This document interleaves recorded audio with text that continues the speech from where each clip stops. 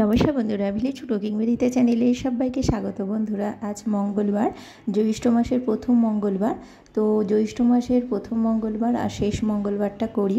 তো কখনো চারটে মঙ্গলবার হয়, কখনো 5টা হয়। তো অনেকে সবগুলোই করে, তো আমরা প্রথম আর শেষেরটা করি। তো আজকে প্রথম মঙ্গলবার। তো এই মঙ্গলবারে জ্যৈষ্ঠ মাসে মা চণ্ডীর পূজা হয়। তো এই পাতাগুলো দিয়ে পূজাটা হয়। তো পাতাগুলো বেলপাতা, কাঁঠাল পাতা, দূর্বা আর তুলসী পাতা। তবে সব 17টা করে চাই। বেলপাতা 17টা করে, তো আমি আর আমার মেয়ে করব। তো কাঁঠাল পাতাও 17টা করে। তো দুজনের দুটো দুটো করে সব রয়েছে, মানে আমার একটা ওর একটা এরকম রয়েছে। আর যে বাটা বলি, বাটাটা খাওয়া হয়, এটা খাওয়া, এটাকে বলে গদ গিলা। তো গদ যেটা আছে সেটা তুলসী পাতা আছে 17টা, চাল আছে, ধান থেকে চাল ছাড়াতে হবে গোটা গোটা, সেটাও 17টা, মানে সবই 17টা করে। মুগ কড়াই রয়েছে 17টা, আর রয়েছে জব, গমের সঙ্গে যে জব পাওয়া যায়, তো সেই জব রয়েছে 17টা করে। তো একটা কলা পাতার মধ্যে নিয়ে সেটা পানের খিলির মতো তৈরি করে নিয়েছি। তো এটা ব্রাহ্মণ আসবেন, তো উনি পূজা করে চলে গেছেন। তো এই বাটাটা নামে পুজোটা হবে, যে মানে ব্রতী, তো তার নামে পূজাটা হবে। সে এই গদটা কলা দিয়ে বা আম দিয়ে এটাকে চটকে মেখে খেতে হবে, তবে দাঁতে ঠেকবে না, এটাকে গিলে খেতে হবে, গদ গিলা বলে।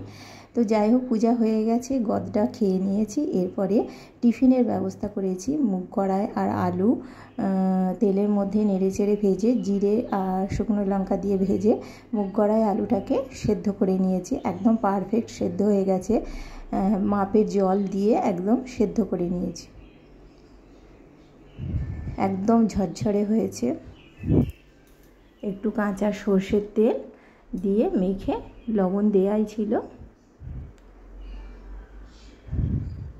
কাঁচা লঙ্কা দিয়ে মেখে খেয়ে নেব। আর এখানে চানাচুর আছে, ঝুরি চানাচুর, কাঁচা সর্ষের তেলটা একটু বেশি করে দেবো। তো এখানে কুমড়ো কুটেছি। টিফিনের ব্যবস্থা তো হয়ে গেছে, টিফিন খাওয়া হয়ে গেছে। এরপরে দুপুরে কি খাবো, তো লুচি পরোটা খাবো না, প্রচণ্ড গরম। এই গরমে লুচি পরোটা খেলে তো মানে প্রচণ্ড শরীর খারাপ করবে, পেটের প্রবলেম হবে। তো সেই জন্য আমি ডালিয়া তৈরি করেছি। সব রকমের সবজি আছে, পেঁপে, আলু, কুমড়ো, বিনস, গাজর, তো সব রকমের সবজি রয়েছে, সয়াবিন, 2-4টে পটলও দিয়েছি ছোট ছোট করে কুচিয়ে।